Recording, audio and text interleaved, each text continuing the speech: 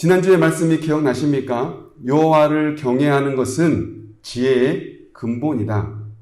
지혜란 우리의 삶을 올바르게 살아가는 것, 그것이 곧 지혜다라는 말씀으로, 그러면 하나님께서 지은 바 되는 우리 인간 피조물은 어떻게 사는 것이 지혜로운 삶일까라고 생각했을 때 우리를 지으신 하나님을 경외하는 것, 그것이 곧 우리 삶의 목적이요 지혜로운 삶이다라고 말씀을 나누면서, 그러니 지혜란 하나님을 경외하는 것으로부터 시작된다.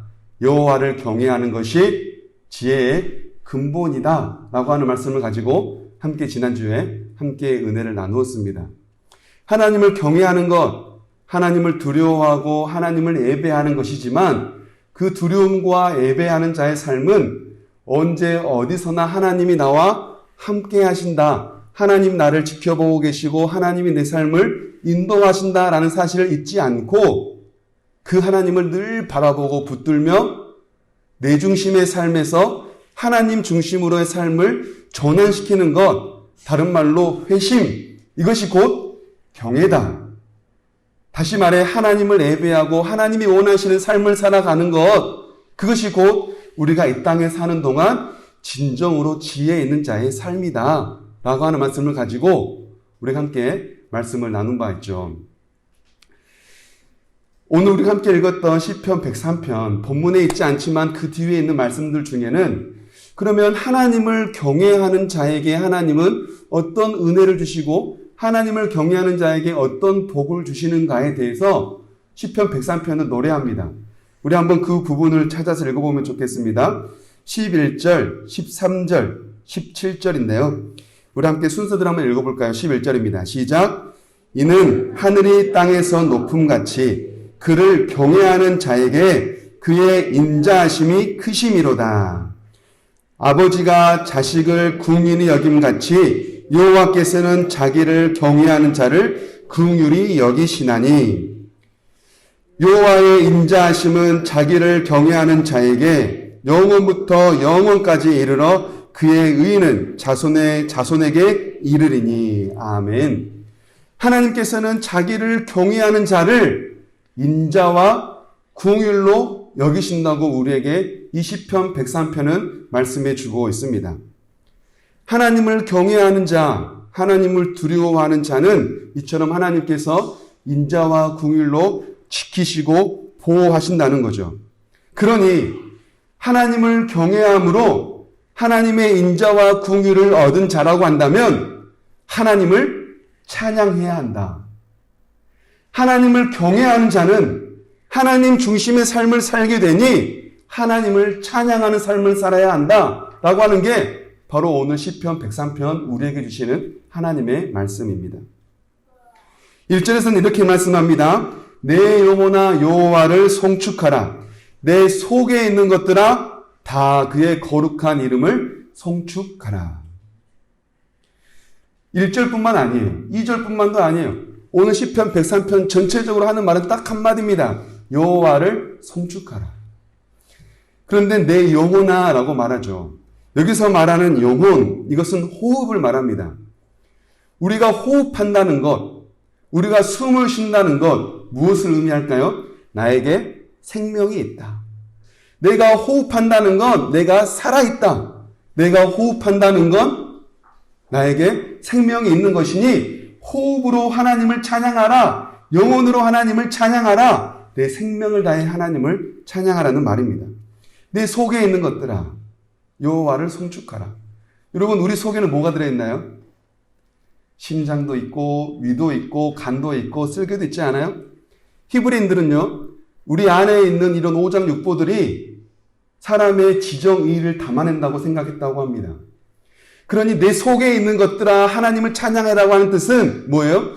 내 마음과 내 뜻과 내 힘과 달리 말해 내 삶의 모든 것을 다하여 머리부터 발끝까지 하나님을 찬양하라. 그러니 하나님을 찬양하라 하는 건 내 입술에서만 하는 게 아니라 내 머리부터 발끝까지 내 삶의 모든 걸 다하여 하나님을 찬양하는 겁니다. 그리고 2절에서도 이렇게 말합니다. 은택을 잊지 말지어다.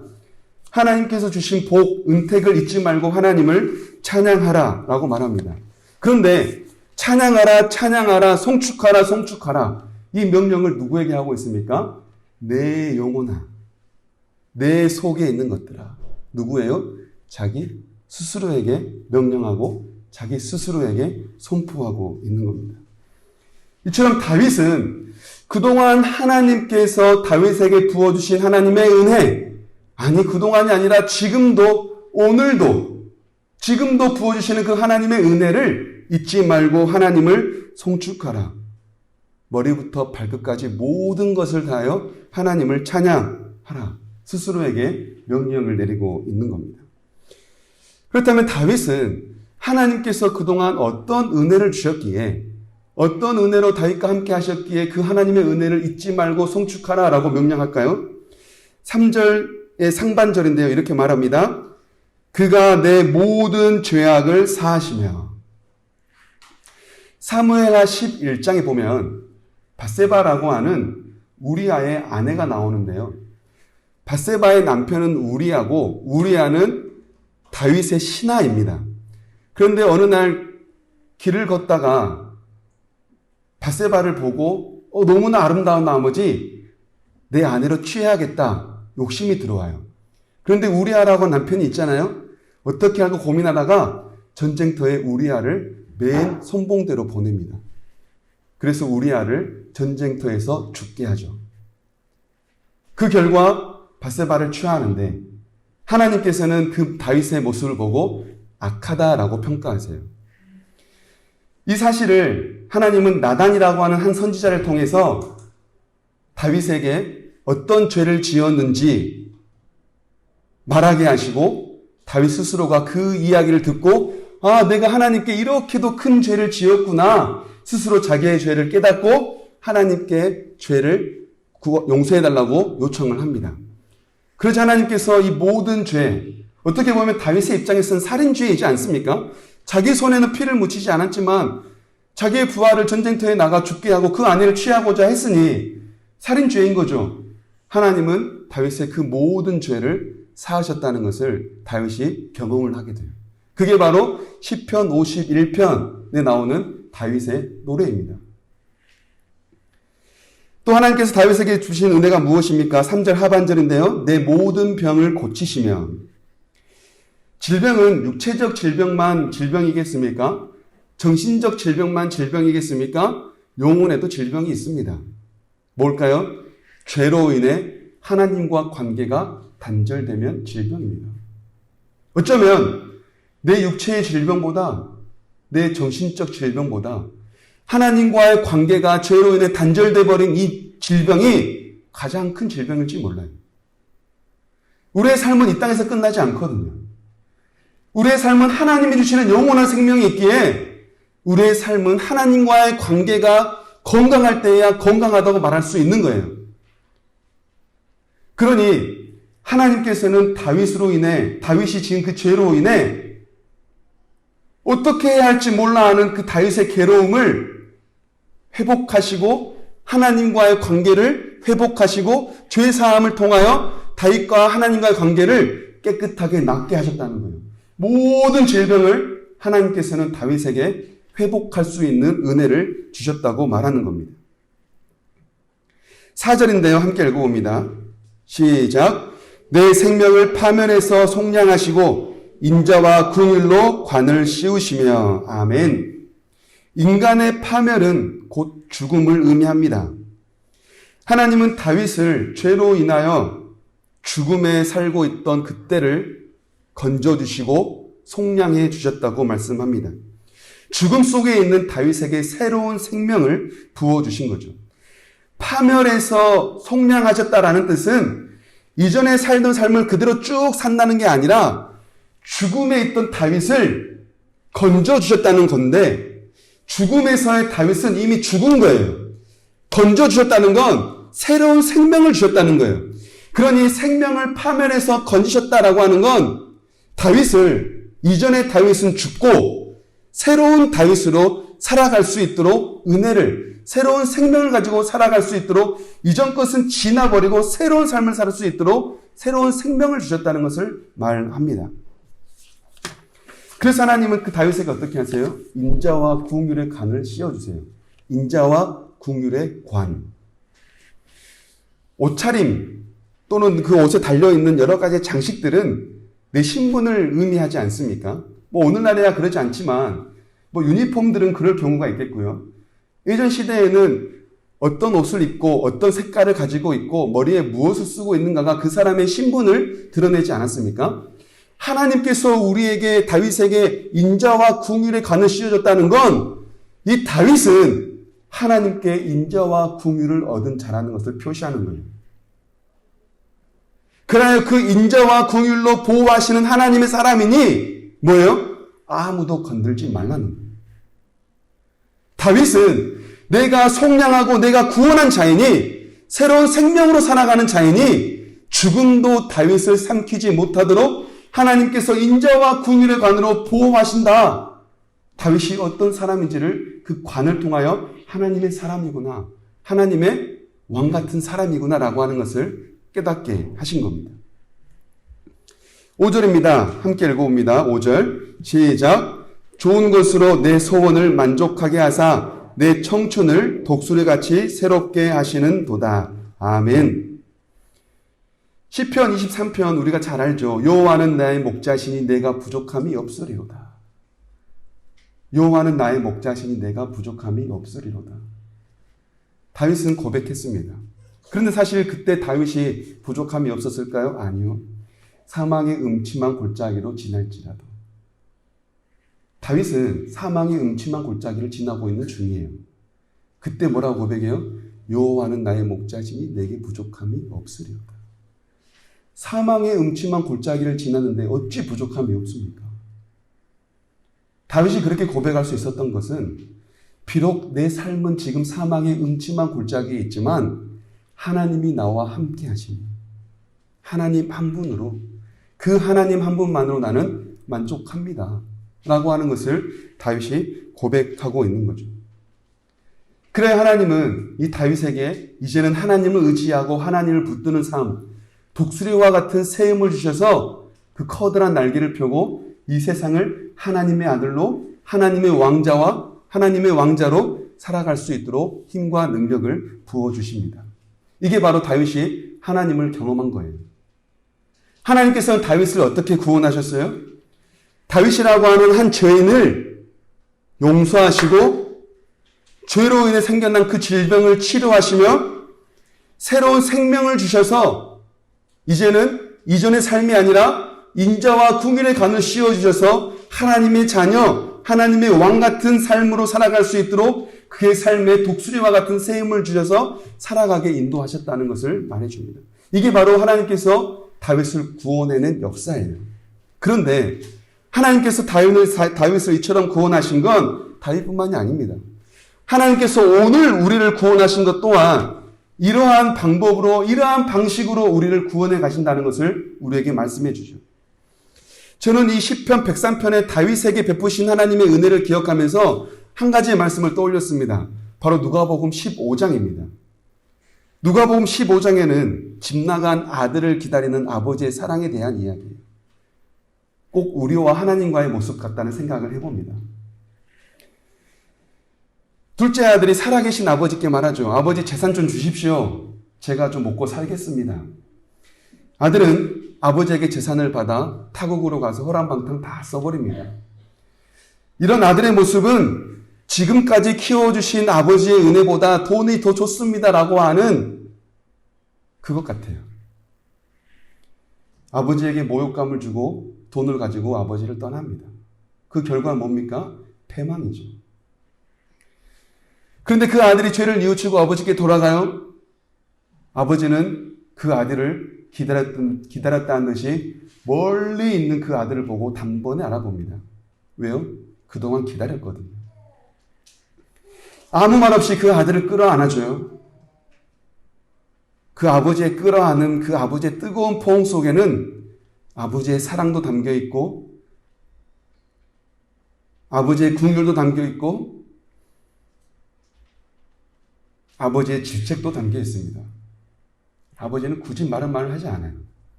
그냥 그 아들을 뜨겁게 안아주는 그 한 번의 포옹으로 그 모든 것을 다 말해줍니다. 그 아들은 그 아버지의 뜨거운 포옹 속에 나를 질책하시는구나. 나를 사랑하시구나. 그동안 나를 기다리셨구나. 라고 하는 모든 것을 단번에 깨닫게 돼요. 팀 켈러는 이렇게 말합니다. 분노에도 종류가 있다고 말해요. 사랑의 분노와 나쁜 분노입니다. 사랑의 분노는 분노를 하되 사랑 때문에 하는 거예요. 사랑하니까 분노하는 거죠. 분노해서 잘 살면 좋겠다라고 하는 것을 기대하는 겁니다. 그런데 나쁜 분노도 있습니다. 나쁜 분노는 사랑이라고 말하지만 사실은 자기의 화를 참지 못해서 내는 분노. 사랑이라고 말하지만 사실은 자기 뜻대로 되지 않아 나타내는 분노. 사랑을 빙자한 분노를 말합니다. 그냥 신경질인 거죠. 사랑이 헝클어져 뒤죽박죽 되어 있다 보면 이런 나쁜 분노, 그냥 신경질이 나오는 겁니다. 하나님은 우리를 어떻게 사랑하실까요? 바로 이 사랑이 분노로 사랑하세요. 하나님은 우리에게 여러 가지 말씀하지 않는다는 거예요. 우리의 모든 죄를 사하시되 우리를 질책하시기도 하시고 우리에게 사랑을 주기도 하시며 우리를 끌어안고 아무 말 없이 기다리기도 하시는 거예요. 집 나간 아들을 아버지가 불쌍하게 여깁니다. 아들이 집을 나가는데 어찌 아버지가 밥이라도 한술 제대로 뜨겠습니까? 그 아들을 매일같이 생각합니다. 밥도 못 먹죠. 아들이 슬퍼할 때 아버지도 함께 슬퍼했을 겁니다. 먼 타국에서 어떻게 살아야 할지 방황하고 있을 때 아버지도 그 아들을 찾아 헤맸습니다. 아들이 배고플 때 함께 아버지도 배고파했고요. 아들이 추워할 때 아버지도 함께 추워했으며 아들이 울 때 아버지도 함께 울었다는 겁니다. 그래서 오늘 본문에 있지 않지만 뒤에 있는 시편 103편 13절에서는 이렇게 말씀하세요. 함께 한번 읽어봅니다. 시작. 아버지가 자식을 긍휼히 여김같이 여호와께서는 자기를 경외하는 자를 긍휼히 여기시니라. 아멘. 하나님은 우리를 긍휼히 여기시는데 어떻게 긍휼히 여기시냐면 아버지가 자식을 긍휼히 여김같이 긍휼히 여기신대요. 자식이 아프면 아버지도 아픕니다. 아니, 더 아프죠. 자식이 피가 나면 뭐 아빠는 피가 안 나더라도 마음이 찢어져요. 자식이 눈물을 흘리면 부모의 마음에서는 피눈물이 납니다. 자식이 넘어지면 부모도 똑같이 넘어지는 거예요. 자식이 집을 나가면 아버지도 집을 나가요. 하나님께서 우리를 긍휼히 여기신다는 것, 우리와 함께 아픔과 슬픔과 괴로움을 공감하신다는 말입니다. 우리는 늘 혼자라고 생각하지만 아니에요. 우리 곁에 언제나 하나님이 함께 울고 함께 웃기도 하시고 함께 하셨다는 사실을 우리는 기억해야 합니다. 집 나간 아들이 돌아오자 아버지가 그에게 좋은 옷을 입혀주고 손에 가락지를 끼우고 발에 신발을 신겨주죠. 근데 이 아들은 이렇게 생각했어요. 돌아갈 때. 내가 무슨 아버지의 아들로 살 자격이 있을까? 나는 죄인인데 그냥 종으로나 살아야지. 그러나 아버지는 그 아들을 자기의 그 아들로 받아줍니다. 아버지를 모욕하고 집을 나가 허랑방탕하게 살다 돌아온 그 아들에게 다시 가락지를 끼우고 좋은 옷을 입히고 신발을 신겨 너는 내 아들이야. 너는 내 아들이야. 하나님은 그 아들을 다시 안아주세요. 우리는 죄를 짓고 나면 어떤 마음 드신가요? 괴롭죠. 죄 짓고 나면 잠을 못 자요. 내가 또 이런 죄를 지었구나. 내가 또 이렇게 넘어졌구나. 내가 또 절망하구나. 내가 또 좌절하구나. 자책이 나중엔 자폭이 됩니다. 모든 것을 다 포기하고 싶어지죠. 그런데 하나님은 그 그런 우리를 끌어안아 주시고 보듬어 주시고 다시 좋은 옷을 입히고 다시 신발을 신기고 다시 가락지를 끼우고 머리에 관을 씌워주신다는 거예요. 그리고 말씀하세요. 괜찮아. 절망하지 마. 할 수 있어. 죄 가운데 살면서 너무나 괴로우십니까? 아유, 괴로워하지 마세요. 하나님께서는 우리를 기다리시고 다시금 그렇게 또다시 품어주시기 때문입니다. 다윗을 용서하신 하나님, 집 나간 아들을 받아주신 아버지의 사랑, 오늘날 우리를 기다리시는 이 아버지의 품, 여러분 너무나 똑같지 않습니까? 하나님께서는 이처럼 우리를 품어주시고 안아주시고 사랑을 주시지만 여러분 우리의 삶은 어떻습니까? 너무나 쉽게 많은 것들을 잊어버립니다. 밤에 주차해놓고 다음날 차가 어디 있는가 찾으러 다니죠. 전화를 걸어놓고 대뜸 누구세요를 내가 물어봅니다. 먼저 말 걸어놓고 무슨 말을 하려고 했더라 하는 게 우리이지 않아요? 계산은 다 해놓고 나올 때 물건은 놓고 나옵니다. 우리는 너무나 많은 것들을 자주 잊으며 살아갑니다. 우리는 오늘 내가 괜찮아지면 과거에 힘들었던 그때를 잊어버려요. 그러나 한 가지만큼 잊지 않아야 합니다. 바로 하나님의 은혜입니다. 힘들 때에 하나님을 찾았다가 좋을 때는 하나님을 놔버리는 그런 선택적인 신앙인이 되지 않아야 합니다. 힘들 때나 좋을 때나 항상 하나님을 붙드는 한결같은 하나님의 마음으로 하나님을 붙들고 살아야 합니다. 그러기 위해서 우리가 어떻게 해야 할까요? 저는 두 가지를 생각해 봅니다. 백문이 불여일견, 듣는 것보다 한번 해보는 게 낫지 않냐? 실제로 경험하는 것은 매우 중요합니다. 오랫동안 훈련하면 몸이 그것을 기억한다고 말하죠.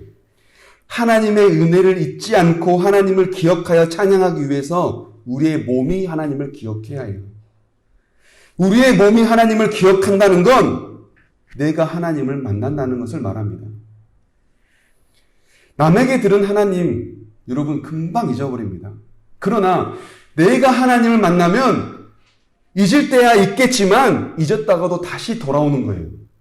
그러니 우리는 남이 만난 하나님에 대하여 찬양할 게 아니라 내가 만난 하나님을 찬양할 수 있어야 합니다. 하나님을 잊지 않고 하나님의 은혜를 기억하여 하나님을 찬양한다는 건 바로 먼저 하나님을 만나야 한다는 것을 말해줘요. 내가 하나님을 만난 경험이 있어야 하나님이 나에게 주신 은혜가 무엇인지 깨달아야 하나님이 나를 얼마나 사랑하시는지 내가 그것을 깨달아야 내 영혼아 송축하라. 내 속에 있는 것들아 찬양하라. 명령할 수 있지 않습니까?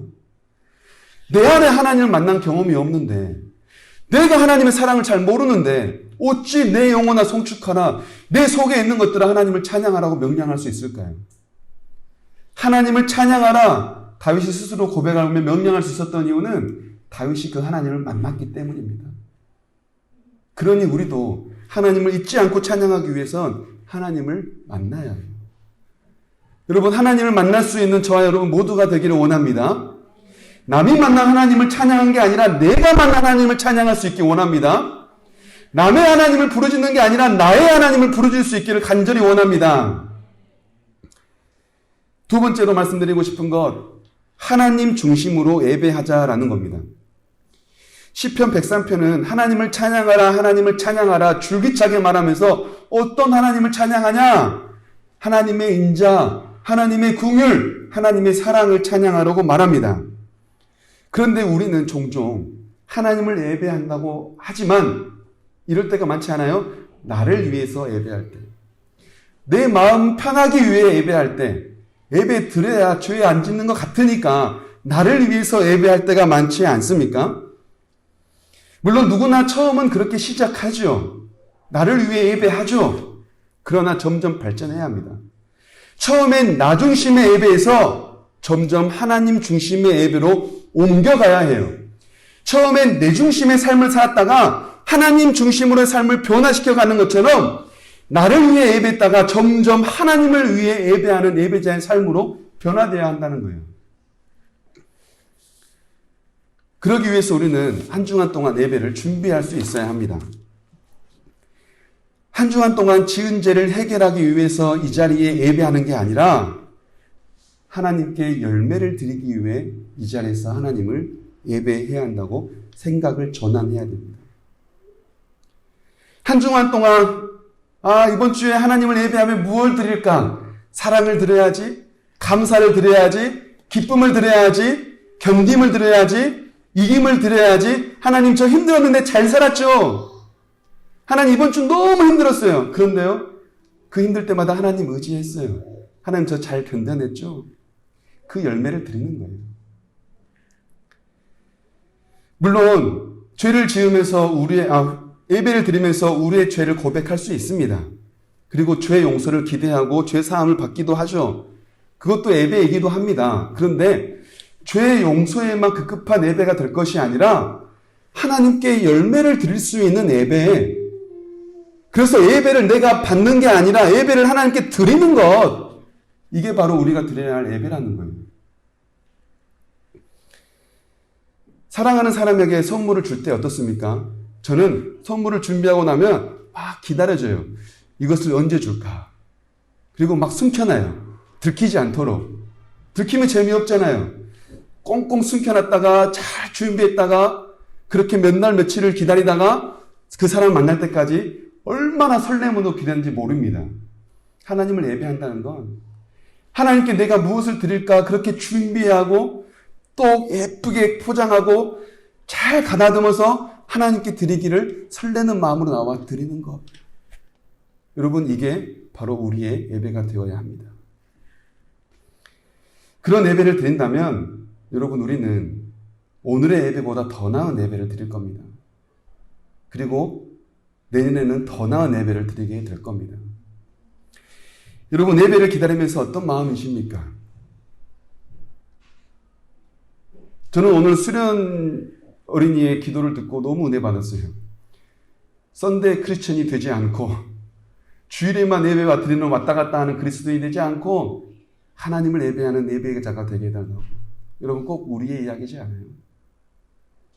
매일매일 우리가 살아가는 삶의 자리에서 예배를 기다리고 예배를 사모하고 무엇을 드릴까 준비하며 나아가는 저와 여러분 모두가 될 수 있기를 간절히 원합니다.